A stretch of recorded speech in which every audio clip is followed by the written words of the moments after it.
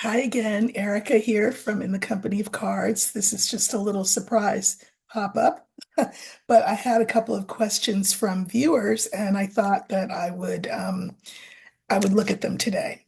So we are at 17,500 subscribers, so that's nice. Would love to get to 18. So you know what to do, like, share, subscribe. I really appreciate it. So, there's one question that I'm not going to read on, and I'll just say what that is, and that's on the question of what's going on in Syria. I mean, that war has been going on for quite some time. Um, and you know,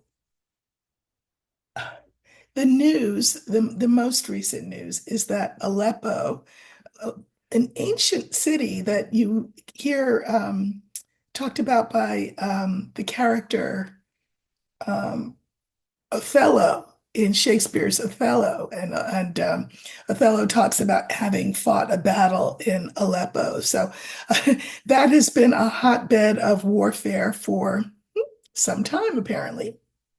Uh, you know, the issue there, of course, is that, and maybe I will pull a couple of cards. The issue there is that there is just extreme poverty in that country.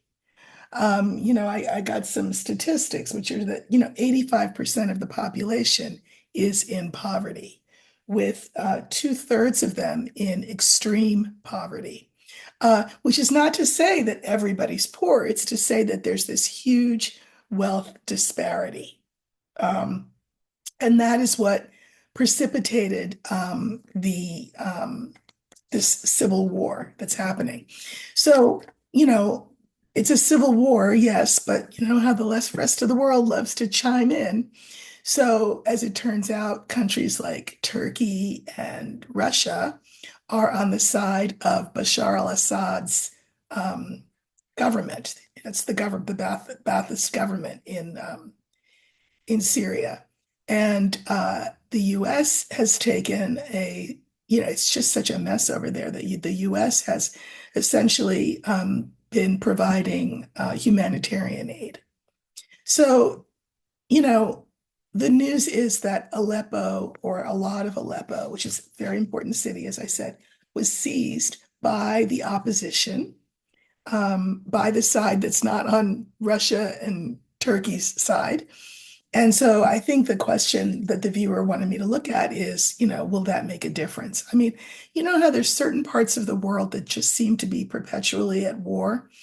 Syria seems to be that way. So I'm going to just ask, um, what what will the effect of the seizure of Aleppo be on the situation in Syria? Because that avoids us asking, the question in a yes/no way. So, um, seizure of Aleppo. Why don't we use the scythe? Because, of course, it was war that caused the seizure, and the scythe with that curved blade can speak to reaping. So, Aleppo, large parts of Aleppo have been reaped, pulled in by the opposition. What kind of a difference will that make? So, that's what we're going to look for. And I'll just pull, 5 cards on this because, again, it's just one of those perennial, eternal um, war hotspots. And I don't, my instincts do not tell me that the seizure of Aleppo is going to turn the page appreciably, but I could be wrong. Okay, so here is the opposition's seizure of great swaths of Aleppo, and we're going to put that in the middle. And then the 2 cards that precede it will go here. Okay, you know what? This is kind of interesting, actually, and I'll pull a clarifier or two, but we have the fox, we have the tree, we have the scythe, which is the seizure of Aleppo, we have clover, and we have birds. This is really interesting because to me, um, it's suggesting, you know,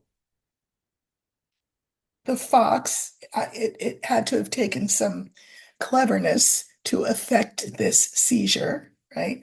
Um, and these plans were in the making for a long time. In the center, we have the actual seizure. Clover makes me feel like this could be not a bad thing. Uh, Here, Clover, which doesn't always appear to be this, but I feel like it's a happy situation. It will precipitate, because remember, Clover's fast, precipitate um, talks between the sides. And the thing about it is that it's not just one side and then another side. There's all kinds of factions involved in this fighting. So, if for peace to come in any lasting way, it would mean sort of the coming together, the weaving together of all of these different factions. But the seizure of Aleppo, which again is an important part of Syria, um, could go some way towards affecting that. I'm just going to pull a couple of three clarifiers for the last two cards. And maybe even I'll pull some cards on the seizure, which is the scythe. Very interesting. So the cards that I pulled on the scythe, remember, this is the seizure of Aleppo by the opposition forces. We have the anchor, the key, and the star. So this sort of anticipated or repeats actually what I already just said, which is that, um, I think that the opposition will hold Aleppo, anchor, and I think that this will be one of the answers moving forward to at least conversation about a more lasting peace. So I actually am surprised by that. Um, we have Clover, and the cards for that are the dog, the snake, and the bouquet. Uh, Clover is what I said would be sort of that talks would happen faster than they would if had Aleppo not been seized. So I take that as a good thing. I feel like these are the people doing the talking, the negotiators, etc. But again, it's complicated because there's so many different factions. But Clover mirrors the bouquet. So the seizure of Aleppo, I guess, was a good thing. And then I drew some clarifiers on birds. And remember, for me, birds is conversations, peace talks, accords, that kind of thing. And we have child, mountain, and sun.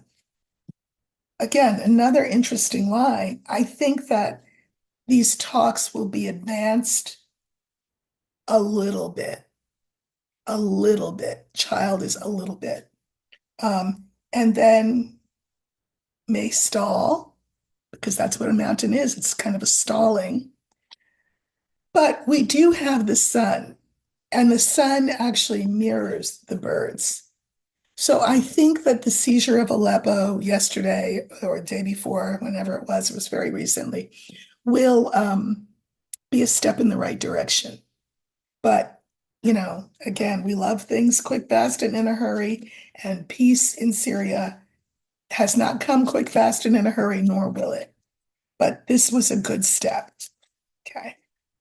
Um, Another question that I was asked to look at is uh, what's going on in Georgia, and Georgia being the country, Georgia, uh, formerly of the USSR, but now its own independent nation. Uh, and Georgia has had um, I'll say, an affinity for the West. And many, many Georgians were really psyched that Georgia had begun the process to gain admission into the EU, the European Union. Well, in the past couple of days, there's been a change in that, and the government of Georgia has said, yeah, nah, we are withdrawing our bid to join the EU, and we're not going to revisit that issue until 2028. Now, isn't that interesting? I mean, one reason it's interesting is that 2028, not to be all America centric, because I'm really not, but that is when America has its next presidential election. And I only bring that up because we know that the last time 45 was president, he made a lot of noises about taking the US out of the EU. So I suspect that the powers that be in Georgia said, maybe we should hedge our bets here. If 45 is the flavor of the month, and he's not a fan of NATO, maybe we don't need to be in NATO. Now, of course, who's thrilled with this decision? Russia. And I would say also, who else? Well, Russia, we'll just leave it at that, Russia. Now, the thing is that it's not only that the bid to become a part of the EU has been tabled, it's the fact that along with that, Russia has turned down the equivalent of $500 million in aid from the EU to Georgia. So, as a result, just like in Syria, there have been riots in the streets. And these riots have been, viciously quelled. Um, and so, what I'm going to ask is, and this is not a very nice question. I mean, there's so much that's not nice, right, going on right now. The question I want to ask is Georgia on the way to becoming another Ukraine? And what do I mean by that? Georgia, like Ukraine, were independent nation states because the Soviet Union had been broken up, years ago. That's why we call it Russia now. But, Putin lives for those glory days. He wants to reestablish the Russian Empire, and of course, be the head of it. And so to get Ukraine back would be, a jewel in his royal crown, as would seizing Georgia.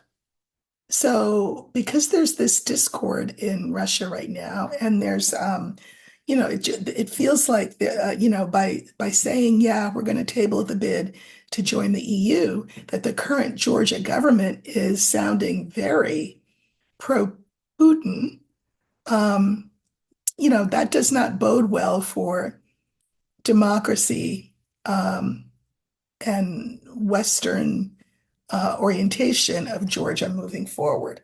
So I'm going to ask, what will be the fate of Georgia? I have to think of what card I want to use. I think because there's no card for, a country, but I think I will use the tower, and that will stand for, the tower is the card for government, for example. So what will happen with Georgian government amidst all of this first of all this decision, and then the all the unrest as a result of the decision? What will happen with Georgia moving forward? Okay.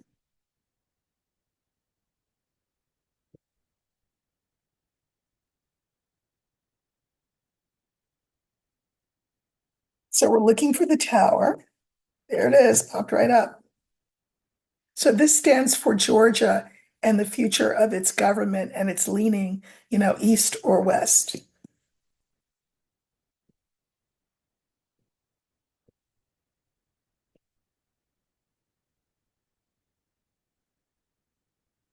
Well,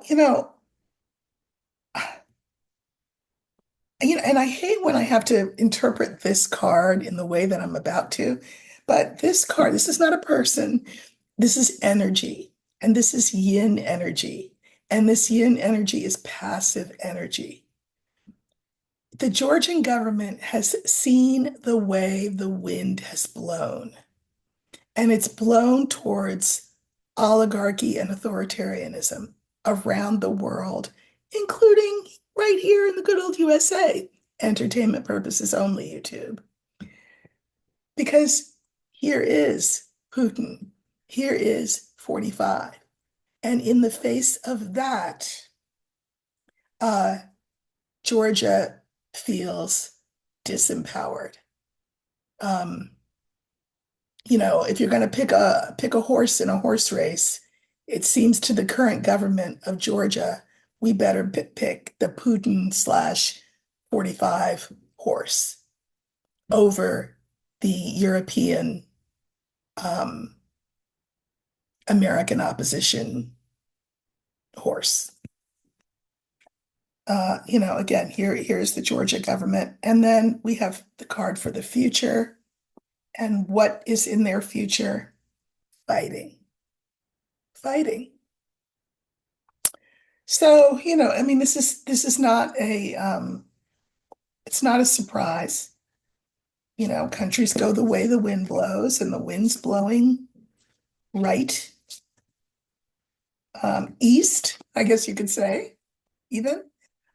So uh, Georgia could very well face the same kind of aggression from Russia, particularly in light of this move.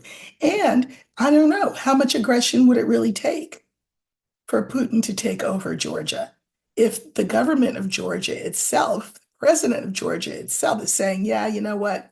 We're not going to do that EU thing. It's not good. Okay. Another question that I wanted to look at today is this H5N1 bird flu. It is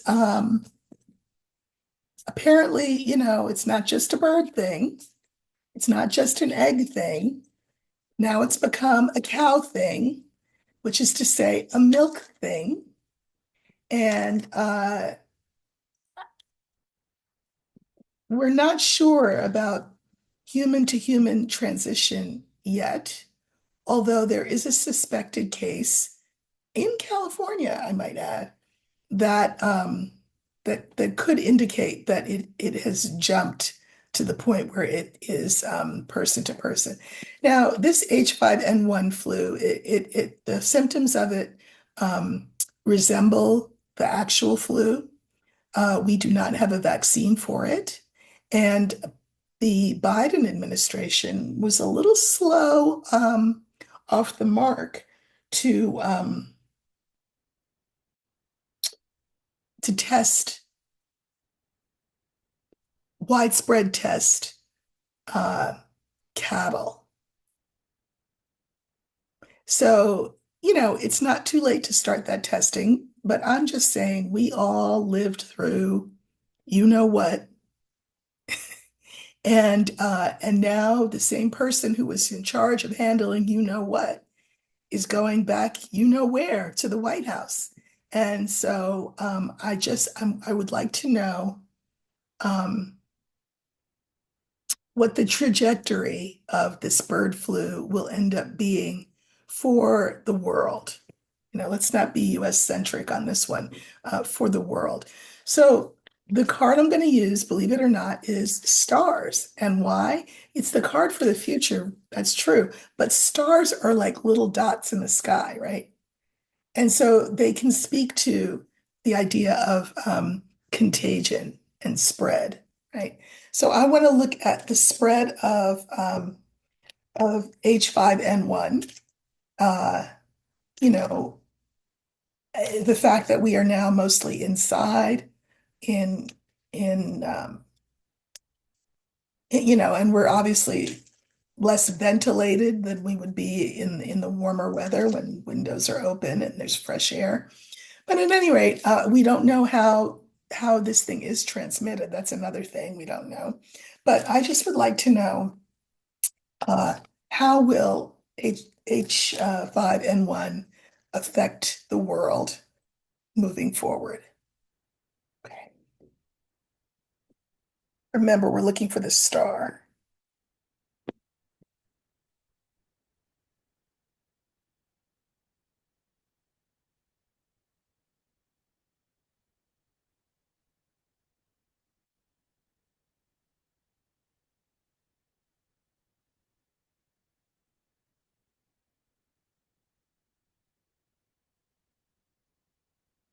Okay, this stands for H5N1.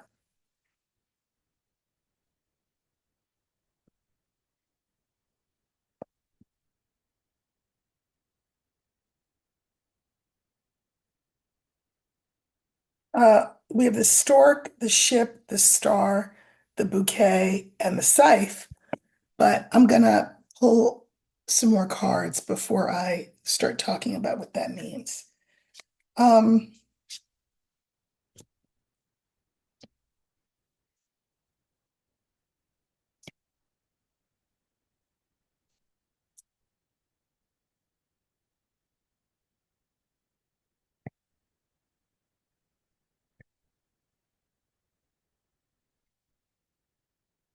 oh, oh my God. Okay. So we have the stork, we have the ship, we have the star, we have the bouquet, and we have scythe. So, I didn't draw clarifiers on the stork, but I'll just say the stork is about positive change. It's in a past position, which is to say that, except for the poor people who died and the poor people who are still suffering from long COVID, the world has more or less come back to life after what happened. So that's good. But we are now moving forward away from that stork into treacherous waters, because here this is about contagion. Now, the bouquet is, it's a great card. I love the bouquet. This is all things beautiful in the world, all things good in the world. But it's followed by the scythe. And it's as though the scythe, let me see how when it's in the, yeah, when it's on the table, I'll reverse it because, mirror imaging. That sharp point hits the bouquet. I don't like that. I don't like that because it sort of cuts the bouquet. So I drew some clarifiers. I drew clarifiers first on the star. This is the H5N1 contagion, again, globally. We have the fish. And this means that, the fish is about, think about plenty, lots and lots and lots. So many, many people will be affected by this. And we have the cross and the snake. This is not good. The cross is a card of pain. Snake is a problem. Um, and we know how the last thing was handled. So this is right in the center. So this is coming at us fast and furious. I mean, I'm not the CDC, but we've got Robert Kennedy who will probably get confirmed, which is ridiculous, but anyway. Uh, and he's against vaccines, so God knows whether there'll even be a vaccine developed for this. And then if it were, how available it will be.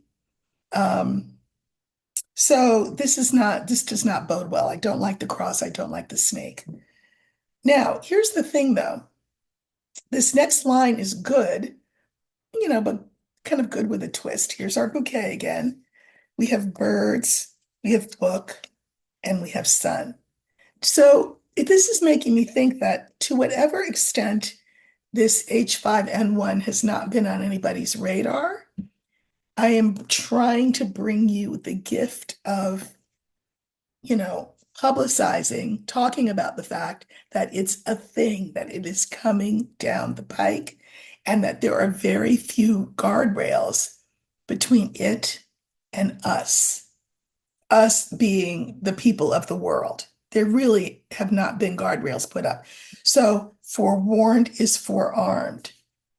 I'm telling you about something that you didn't know about maybe, or that you've heard about, but you didn't know was that big of a thing. It's gonna be a big thing. I am telling you this. And the gift that I bear is making you aware of it. That's the gift.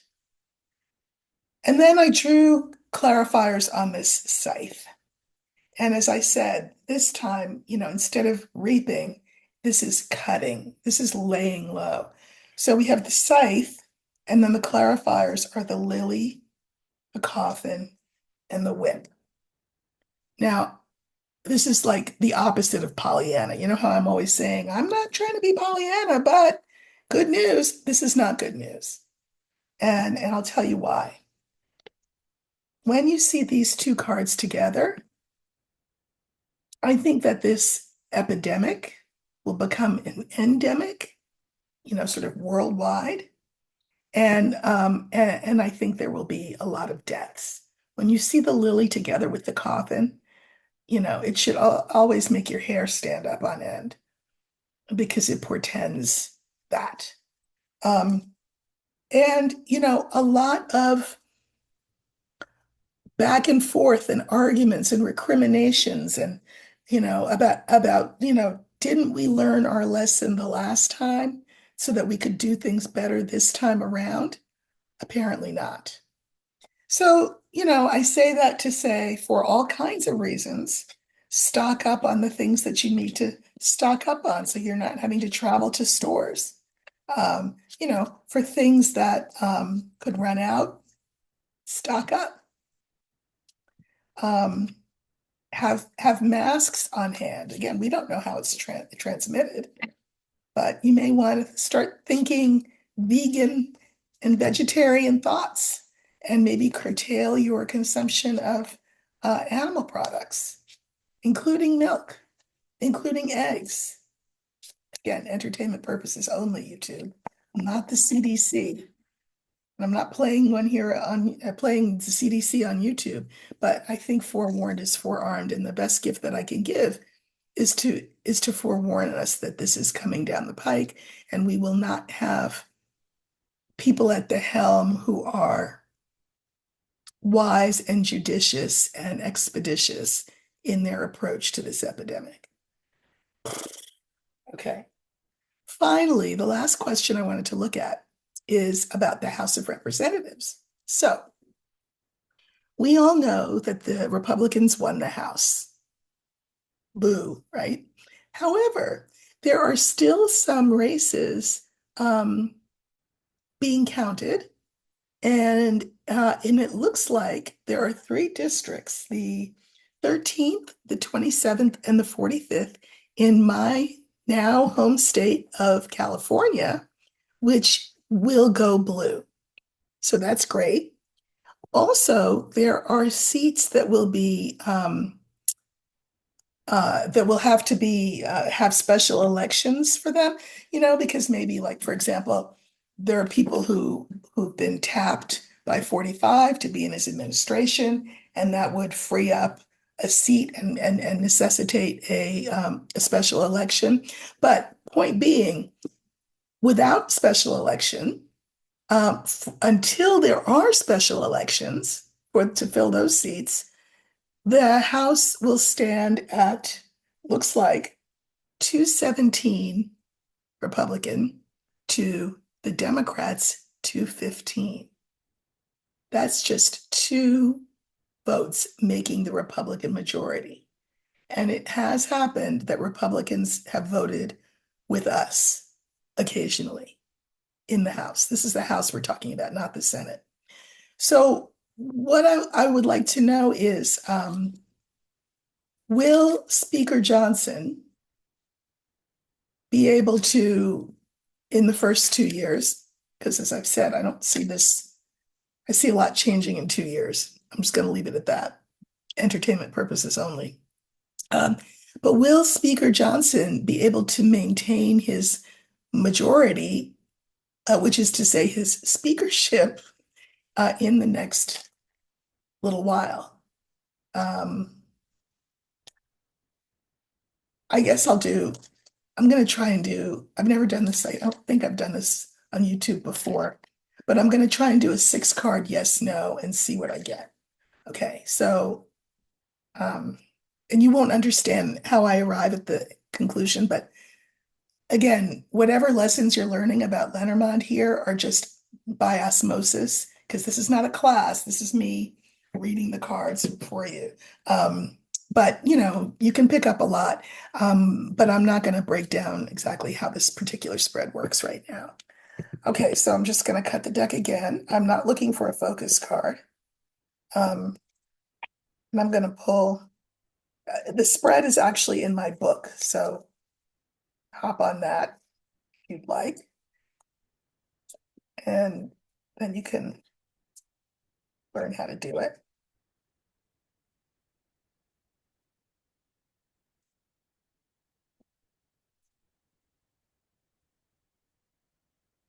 So this is telling me that the rider is in the house of the lily. Clover is in the house of crossroads. And the ship is in the house of uh, 45. And then the rider mirrors 45.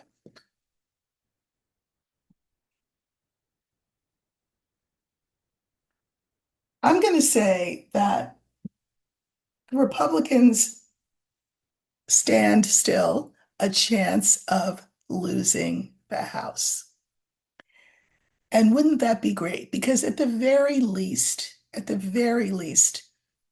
there'll be roadblocks, um, and standstills, in terms of the kinds of things that 45 wants to do to dismantle government. So, like my mother-in-law would say, look at God and let's set the intention that the house flips, because I think the house could flip. Not today, not tomorrow, but when it counts, by the time it will have to count, I think the house could flip. There's my Pollyanna thing for the day. Okay, tomorrow, I'll be putting a video up, with a conversation that I had with a friend of mine. And I hope you watch it, please. I would love if you watched it. And thank you for all your support. If you have questions, thank you to the readers who put questions in the chat. If you have questions that you'd like me to look at of national and international significance, cultural significance, please please feel free to ask them. I saw that Monday is a National Day of Rest for Black women, self-proclaimed, right? So I may or may not be on Monday, but I'll be here Tuesday with that interview. And if I'm not here Monday, I'll see you Tuesday. So take care, everybody.